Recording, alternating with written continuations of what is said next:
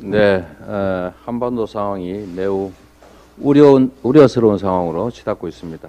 북한의 연이은 도발로 남북 간의 군사적 긴장이 격화되고 있습니다. 최근 이틀 동안만 약 30발에 가까운 미사일이 발사됐고, 그 중에는 정전 이후에 처음으로 NLL 이남 수역까지 낙탄했습니다.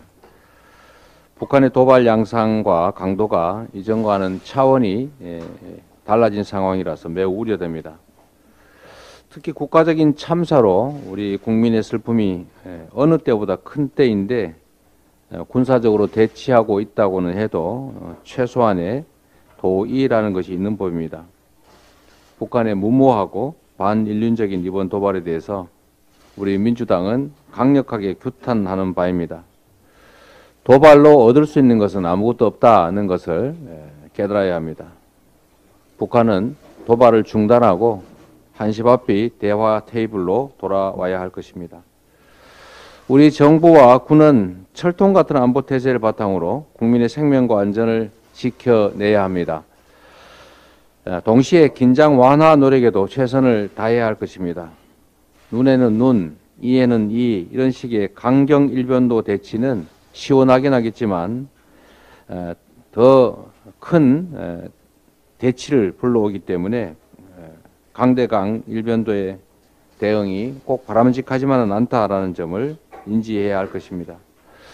특히 최근에 민생 경제가 너무 어렵습니다.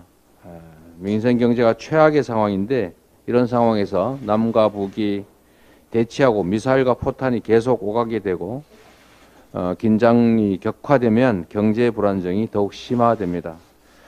그에 따른 고통과 피해가 모두 국민에게 전가될 수밖에 없다는 점을 고려해야 됩니다.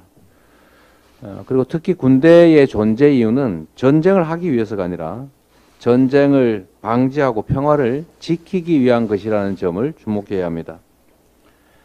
전쟁 나도 상관없다라는 인식과 그런 태도가 전쟁을 부를 수 있고 공멸을 초래하지 않을까 참으로 걱정됩니다.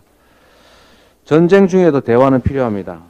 싸워서 이기는 것보다는 싸울 필요가 없는 상태를 만드는 것이 진정한 국가 안보다라고 말씀드리고 있습니다. 한반도에서 긴장의 파고가 높아지는 지금 이 순간이야말로 평화를 지키는 것을 넘어서서 평화를 만들어내는 담대한 전략 그리고 결단이 필요합니다. 이를 위해서 남, 북, 미 모두가 위기를 고조시킬 수 있는 추가적 행동을 자제하고 즉각 대화에 돌입해야 합니다. 일전에도 말씀드렸는데 지금과 비슷한 안보 위기가 초래됐던 지난 2017년에 선제적 군사훈련 중단 사례를 되돌아볼 필요가 있습니다. 한미의 연합훈련 연장 결정을 보류하고 북한도 이에 상응하는 조치를 취하는 것도 검토해 볼 만합니다. 대북 특사 문제 역시 적극적으로 검토할 때가 된 것 같습니다.